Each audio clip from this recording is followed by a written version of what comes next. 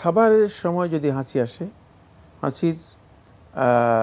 হাঁচি আসার পরে সুন্নাহ হচ্ছে তিনি আলহামদুলিল্লাহ বলবেন। সেটা খাবারের সময় আসলেও আলহামদুলিল্লাহ বলবেন। আর যখন কোনো ব্যক্তি হাসি মানে এই আলহামদুলিল্লাহ শুনবে, এর উত্তরের মধ্যে বলবেন ইয়ারহামুকাল্লাহ। এটা হচ্ছে হাসির বিধান। ইজা আতাসা আহাদুকুম ফালিয়াহমাদিল্লাহ। রাসূলুল্লাহ সাল্লাল্লাহু আলাইহি ওয়াসাল্লাম হাদিসের মধ্যে বলেন, যখন তোমাদের মধ্যে কোনো ব্যক্তি হাসি দিবে তখন সেজন্য আল্লাহ তাআলার প্রশংসা করে আলহামদুলিল্লাহ বলে। সুতরাং আলহামদুলিল্লাহ বলাটাই হচ্ছে এখানে সুন্নাহ। সেটা খাবারের জন্য আপনি নির্দিষ্ট করেছেন কেন আমি জানি না। সেটা খাবারও হতে পারে, অন্য কোনো অবস্থা হতে পারে, যে কোনো অবস্থা, যে কোনো সময় হতে পারে। জি, মানে আপনি হয়তো ধারণা করেছেন যে খাবারের সময় হাসি আসলে আলহামদুলিল্লাহ বলা ঠিক নয়, এ বক্তব্য শুদ্ধ নয়। কারণ আমাদের সমাজে কিছু উড়া উড়া কথা রয়েছে। সেগুলো হলো এই যে সারা পৃথিবীর যত কথা আছে সব কথা বলা যায় খাবারের সময়, সালাম দেওয়া যায় না। বলছে খাচ্ছেন তো সালাম দিলাম না। মহা মুশকিলের কথা। ইসলামের কিছুই আমরা বুঝি নাই। যেহেতু ইসলাম থেকে আসলে যোজন যোজন দূরে, লক্ষ লক্ষ মাইল দূরে আমরা অবস্থান করছি, ফলে কীভাবে জানবো আমরা আসলে ইসলাম কাকে বলে। মানে এখানে এই ধরনের প্রশ্ন আসছে এই কারণে আমাদের হাতে যে প্রশ্ন করেছে যে খাবারের সময় আলহামদুলিল্লাহ বলা যাবে কি না। মনে হয় যেন আলহামদুলিল্লাহ বলাটা খাবারের সময় উচিত নয়। না, খাবারের সময় বলতে পারবেন, হাসি আসলে আলহামদুলিল্লাহ বলতে পারবেন। আর খাবারের সময় অন্য কোনো জিকিরও করা জায়েজ রয়েছে। যদি আপনি মানে মনে কোনো জিকির আসে, সুবহান আল্লাহ, আল্লাহু আকবার, আস্তাগফিরুল্লাহ, এগুলো বলতে পারবেন, বলা জায়েজ। প্রিয় দর্শক, আমরা জানলাম খাবারের সময় সালামও দেওয়া যাবে, হাসির জবাবও দেওয়া যাবে। আরও লিখেছেন, নামাজে অমনোযোগী হলে কি নামাজ হবে? নামাজে মনোযোগী হতে হলে কি করব? নামাজে অমনোযোগী হওয়ার দুটি অর্থ বা দুটি সূরত, দুটি ধরন রয়েছে। এক নম্বর হচ্ছে নামাজের মধ্যে এমন অমনোযোগী হওয়া যে মানে সর্বান্তকরণে আপনি নামাজ থেকে বেরিয়ে গেছেন, নামাজের মধ্যে আছেন যে আপনি বলতে পারবেন না।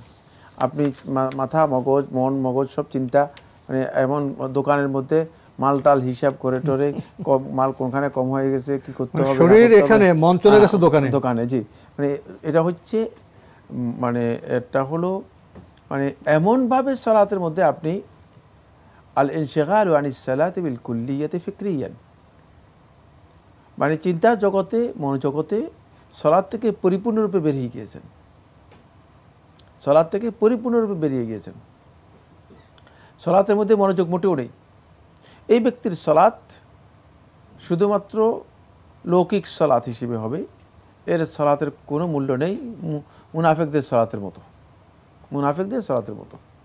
সেটা আল্লাহ সুবহানাহু ওয়া তাআলা সূরাত আরাইতা, সূরাতুল মাউন যেটাকে বলা হয় তাকে, সূরাত আরাইতার মধ্যে আল্লাহ তাআলা বলেছেন, কি বলেছেন? আল্লাযীনা হুম আন সালাতিহিম সাহুন, আল্লাযীনা হুম আন সালাতিহিম সাহুন, যারা তাদের সালাতের ব্যাপারে অমনোযোগী। এটা হচ্ছে ওই পর্যায়ের যে অমনোযোগী হচ্ছে একেবারে বিলকুলই আর সালাত থেকে বেরিয়ে গেছে, তার সালাতের পরিপূর্ণ অংশটুকুই নষ্ট হয়ে যাবে। দ্বিতীয় নম্বর হচ্ছে সালাতের মধ্যে মনোযোগীটা বলতে বোঝানো হচ্ছে মানে হুদুরুল কলব, মানে সালাতের মধ্যে অন্তরের উপস্থিতিটা পরিপূর্ণরূপে মাঝে মধ্যে কি হয়ে যায়, মাঝে মধ্যে ব্যতিক্রম হয়ে যায়। আপনি সালাতের মধ্যেই আছেন, সালাতের ইবাদতের মধ্যে আছেন, কিন্তু মাঝে মধ্যে অন্য কিছু এসে ঢুকে যাচ্ছে, আবার ফিরে আসতেছেন। এটাও অমনোযোগিতা, কোনো সন্দেহ নেই। কিন্তু এটা অনেকের হয়ে থাকে, এটা এই ধরনের অনেকের হয়ে থাকে। আর এই ধরনের হলে যদি তিনি সাথে সাথে সালাতের মধ্যে ফিরে আসতে পারেন, তাহলে তার সালাত হয়ে যাবে এবং সালাতের ফজিলত থেকে তিনি মাহরুম হবেন না। তবে এই অমনোযোগিতার সুনির্দিষ্ট কিছু কারণ রয়েছে। এই কারণগুলো তাকে বের করতে হবে। সেই কারণগুলোর মধ্যে একটি হচ্ছে মানে সালাতের মধ্যে ওয়াসওয়াসা দেওয়ার জন্য এক প্রকারের শয়তান আছে যাদের দায়িত্ব রয়েছে, ওই শয়তানের থেকে আল্লাহ তাআলার কাছে আশ্রয় চাইতে হবে। 2 নম্বর হচ্ছে সালাতের প্রস্তুতি, তাহারাতের ব্যাপারে যদি কোনো নাকস ত্রুটি থাকে, ঘাটতি থাকে, তাহলে সালাতের মধ্যে এই অমনোযোগিতা বা এই ধরনের সালাতের মধ্যে মানে আসা যাওয়া তৈরি হয়। এটা হলো 2 নম্বর। সালাতের যদি আপনি তহারাতের মধ্যে, উজুর মধ্যে, গোসলের মধ্যে যদি খামখেয়ালি করেন অথবা ঠিকঠাক মতো না করেন সেটা।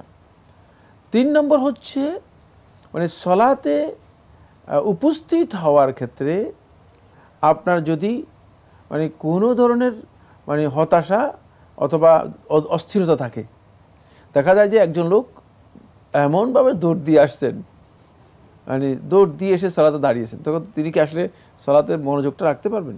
পারবেন না, কারণ হ্যাঁ তিনি নিজেকে কন্ট্রোলই করতে পারবেন না।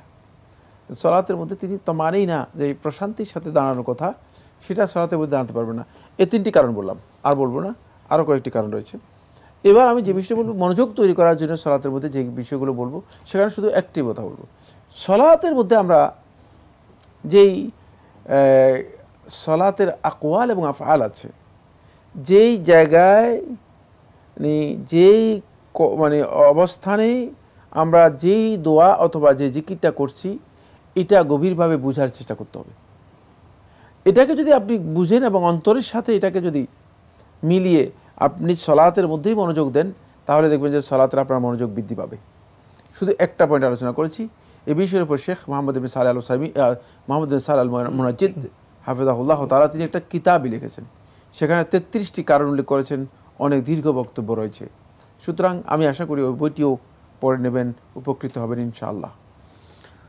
প্রিয় দর্শক, আমরা জানলাম সালাত আমরা কি পড়ছি তা জানতে হবে, উপলব্ধি করতে হবে। শেষে আপনি লিখেছেন, ঝর্ণা দিয়ে কি ফরজ গোসল করা যাবে? ঝর্ণায় ফরজ গোসল করতে কোনো ধরনের বাধা নেই, তবে অবশ্যই শর্ত যেটি সেটা পূরণ করতে হবে। ও ফরজ গোসলের জন্য শর্ত হচ্ছে পুরা শরীরের প্রত্যেকটি অঙ্গে আপনাকে পানি পৌঁছে দিতে হবে।